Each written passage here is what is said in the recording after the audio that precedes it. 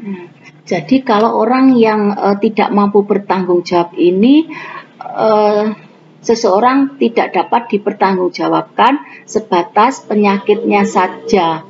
Misalkan seseorang yang menderita kleptomania, suka mencuri barang-barang yang kecil, itu hanya dibebaskan dari pidana apabila dia melakukan pencurian saja.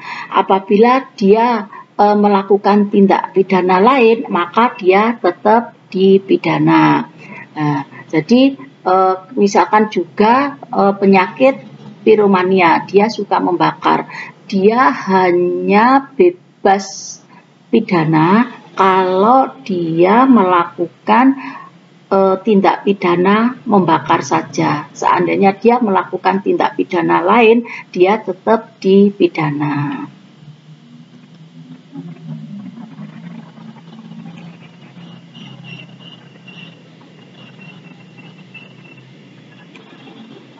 Kemudian tadi saya jelaskan, misalkan klaustrofobia, takut berada di ruang sempit. Ya, jadi contohnya dia itu kan berada di ruang sempit. Kemudian kalau kita takut, maka kita histeris, ya, histeris. Kemudian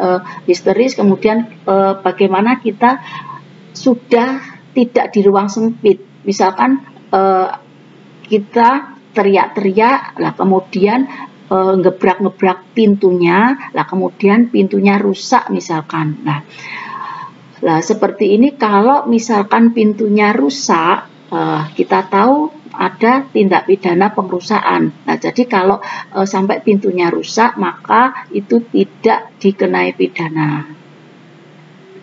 Karena dia berada di ruang sempit yang dia punya penyakit di situ.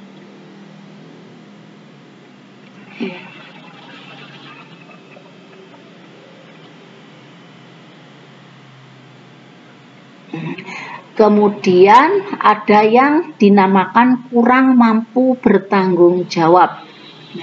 Pelaku tetap dianggap mampu bertanggung jawab, akan tetapi kekurangan itu dipandang sebagai faktor yang meringankan saja.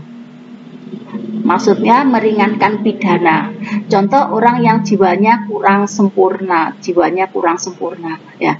Keterangan ini harus dikeluarkan oleh dokter jiwa. Jadi orang yang gila, orang yang karena terganggu karena pertumbuhannya, kemudian orang yang punya penyakit tadi, misalkan punya penyakit kleptomania, piromania, dan sebagainya, kemudian orang yang kurang mampu bertanggung jawab, ini harus dinyatakan atau berdasarkan keterangan yang dikeluarkan oleh dokter jiwa. Ya, yang dokter jiwa itu harus digarisbawahi.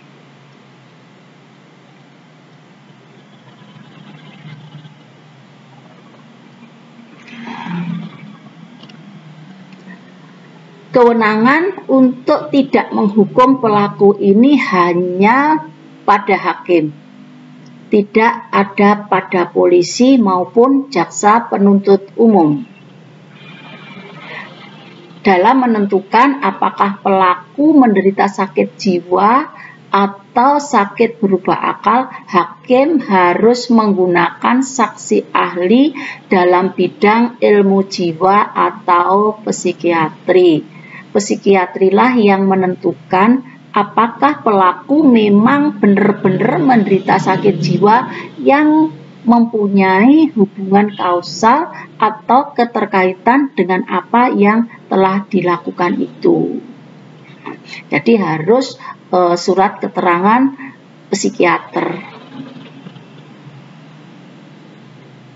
Akan tetapi dalam putusannya hakim tidak harus terikat dengan keterangan yang diberikan oleh psikiatri.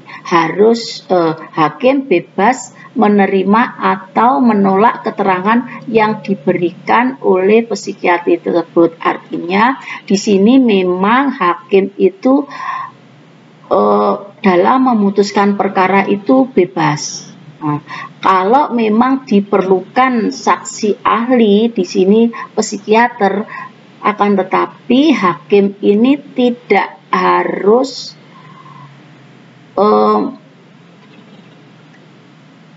percaya atau harus meyakini psikiater. Dia bebas kalau dia memang percaya pada keterangan psikiater dipakai, tetapi kalau memang hakim ini dalam hati nuraninya tidak percaya, maka keterangan dari psikiater ini boleh tidak dipakai untuk melandasi keputusannya. Ya. Kemudian alasan pemaaf yang kedua adalah overma atau daya paksa. Ini ada dalam pasal 48 KUHP. Barang siapa melakukan perbuatan karena pengaruh daya paksa, maka tidak dipidana.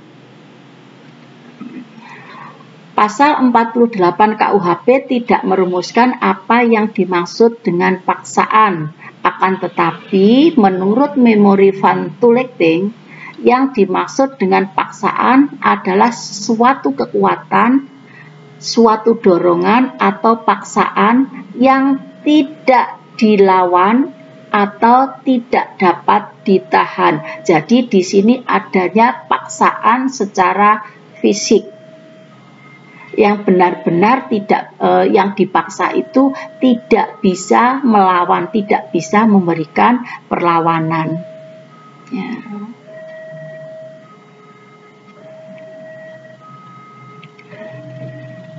Di sini tidak setiap paksaan dijadikan alasan penghapus pidana, akan tetapi hanya paksaan yang benar-benar tidak dapat dilawan atau tidak bisa dielakkan lagi oleh pelaku, sehingga ia melakukan tindak pidana.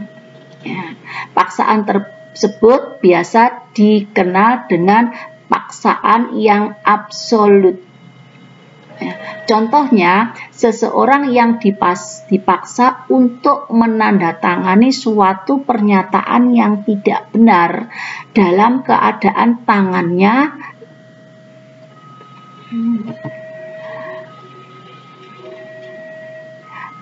dipegang oleh orang lain yang lebih kuat. Ya, jadi tadi saya katakan bahwa paksaan yang di sini adalah merupakan paksaan fisik.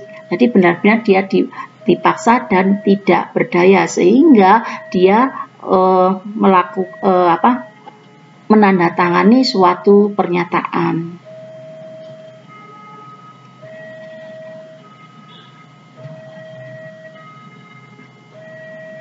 Yang ketiga, not with excess atau pembelaan terpaksa yang melampaui batas.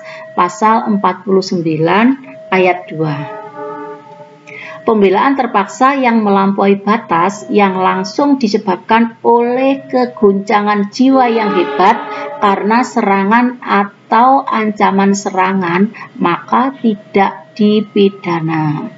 Nah, jadi ada semacam serangan yang mendadak sehingga dengan serangan itu jiwanya terguncang, kemudian dia membela diri. Dalam hal ini hakimlah yang berperan dalam menentukan apakah benar terdapat hubungan kausal antara suatu peristiwa yang mengakibatkan keguncangan jiwa pelaku sehingga ia melakukan suatu pembelaan yang melampaui batas. Sebenarnya perbuatan itu tetap merupakan perbuatan yang melawan hukum, akan tetapi pelakunya dinyatakan tidak bersalah karena kesalahannya dihapuskan. Di sini suatu contoh ini. Suatu contoh di sini misalkan ada peristiwa mantan suami istri, ya, ini suami istri ini sudah bercerai tetapi yang laki-laki ini tidak terima dicerai, dia